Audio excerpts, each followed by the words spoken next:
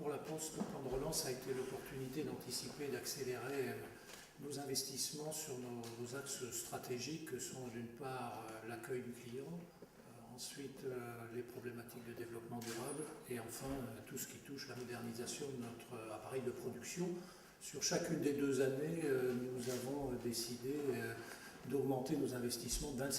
Donc, ce sera vrai en 2009 et en 2010 pour un total de 600 millions d'euros.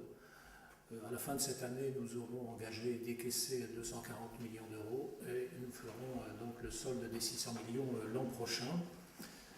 Pour les 2 tiers, il s'agit de projets immobiliers, comme je vous le disais, pour l'amélioration de l'accueil de nos clients dans notre réseau de bureaux de poste.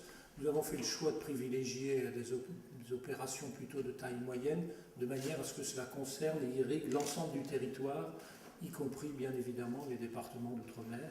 Et donc dans la carte qui a été remise dans le petit dossier de presse que vous avez, vous verrez que tous les départements et régions sont concernés par ce choix. Et en particulier, donc, comme ce sont des opérations de taille moyenne, elles sont faites avec des fournisseurs, notamment dans le domaine immobilier, qui sont des fournisseurs locaux. Au total, c'est plus de 600 entreprises moyennes qui ont été, je dirais, ont participé à ce plan de relance, participant sur chacune des 2 années à venir à environ la préservation et le développement de 3000 emplois.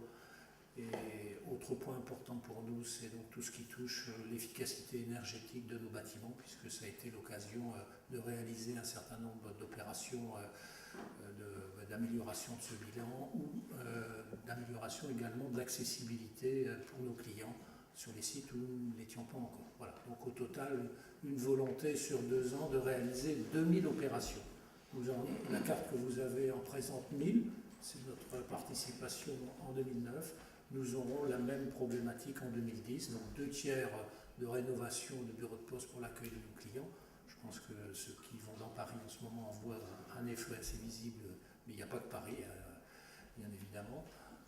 La deuxième pan est donc tout ce qui touche l'amélioration en termes de développement durable. La troisième sur un pan également l'amélioration des conditions de travail et les problématiques d'accessibilité de nos locaux.